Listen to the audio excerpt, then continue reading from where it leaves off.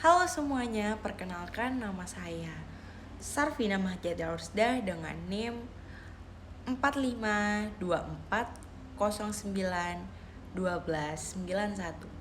Jadi di sini saya ingin menjelaskan karya tulis ilmiah. Karya tulis ilmiah merupakan hasil pemikiran, ide, atau kreativitas yang dituangkan dalam bentuk tulisan. Berdasarkan tujuan, bentuk, dan konteksnya, karya tulis dibedakan menjadi beberapa jenis. Yang pertama itu ada karya tulis ilmiah. Definisi karya tulis berbasis penelitian atau kajian ilmiah yang disusun secara sistematis dan objektif. Contohnya itu seperti skripsi, tesis, disertai jurnalis ilmiah, kemudian ada makalah, seminar. Jadi ciri-cirinya itu menggunakan bahasa formal dan baku, kemudian berbasis pada data atau fakta yang menggunakan metode ilmiah seperti itu. Kemudian yang kedua itu ada karya tulis populer. Didefinisikan tulisan yang ditunjukkan untuk halayak umum dengan bahasa yang ringan dan mudah dipahami. Jadi contohnya itu seperti artikel di media massa, kemudian esai populer, blog, dan opini, dan lain sebagainya. Jadi ciri-cirinya itu menggunakan bahasa komunikatif, lebih fleksibel dalam gaya penulisan seperti itu. Oke ya, baik. Yang ketiga itu ada karya sastra, yang mana didefinisikan tulisan yang bersifat imajinatif, artistik, yang bertujuan untuk menyampaikan sebuah bahan atau emosi. Contohnya itu seperti cerpen, novel, kemudian puisi, dan drama. Jadi ciri-cirinya itu mengandung estetika dan imajinasi. Dia itu berfokus pada ekspresi emosional, bersifat simbolis dan metaforis seperti itu. Jadi kemudian ya, yang keempat itu ada karya tulis teknologi atau praktis.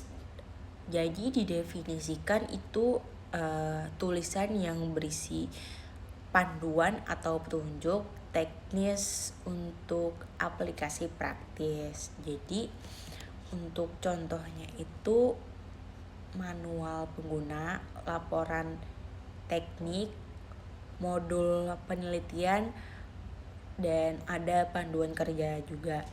Jadi ciri-cirinya itu bersifat teknis dan deskriptif ya. Dia itu berfokus pada penerapan langsung menggunakan bahasa yang terstruktur ya, seperti itu.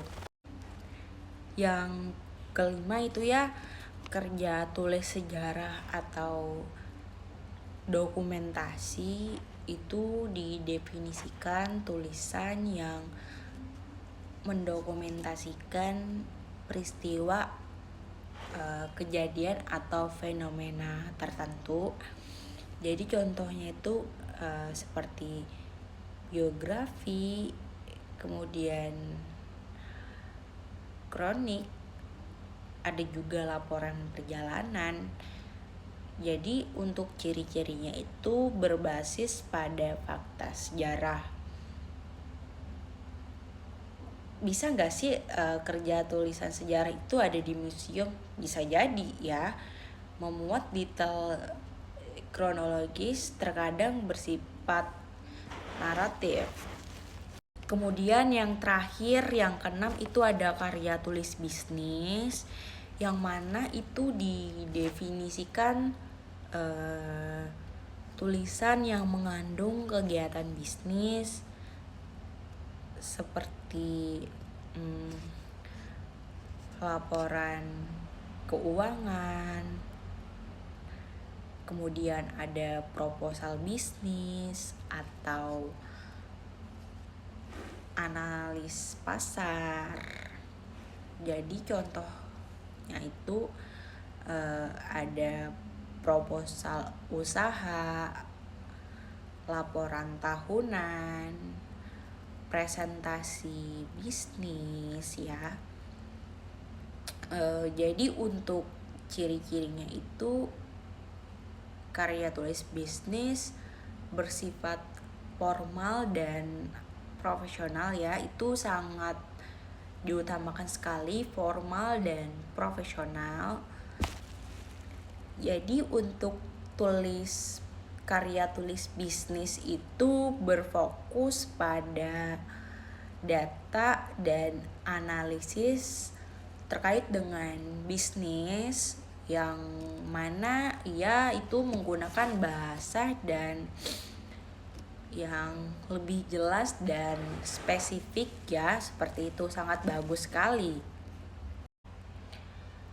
Karya ilmiah itu adalah sebuah hasil karya yang diperoleh dari kegiatan penulis, baik itu dari pengalaman ya, dengan menerapkan konvensi ilmiah. Jadi untuk penulisan karya ilmiah itu biasanya ia menggunakan logika berpikir yang sangat bagus ya menurut saya. Jadi dia logika berpikirnya berjalan, dan untuk bahan yang sistematis. Jadi untuk karya tulis yang berisi paparan suatu pembahasan secara ilmiah yang mana itu dilakukan oleh seorang penulis atau peneliti. Jadi untuk materi yang sudah kita bahas ini tentu saja mempunyai tujuan dan manfaatnya masing-masing. Jadi untuk tujuannya itu mencari jawaban mengenai sesuatu hal dan untuk membuktikan sebuah kebenaran. Kan itu untuk karya tulis ilmiah itu kan berdasarkan dari sebuah fakta yang mana itu membuktikan kebenaran. Jadi tentang sesuatu yang terdapat dalam suatu objek tulisan.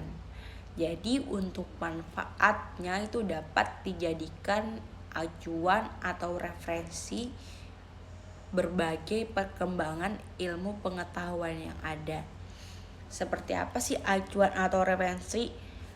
Seperti jurnal yang didapatkan oleh sebuah penulis yang mana itu misalnya ada studi kasus yang dapat dijadikan referensi oleh mahasiswa, dan itu biasanya dijadikan referensi untuk bahan penelitian seperti itu.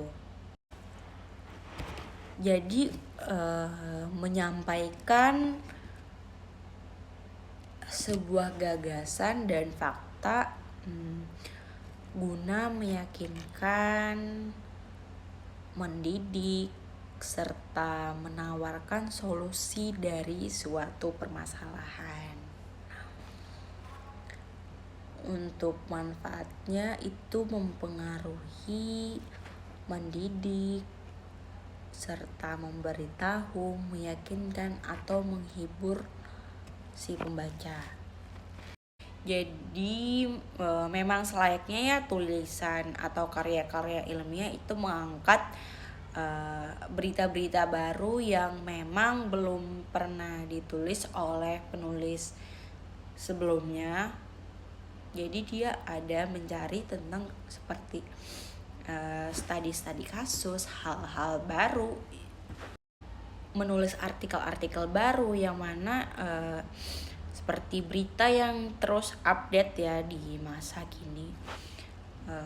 Oke, itu saja yang dapat saya sampaikan untuk materi kali ini.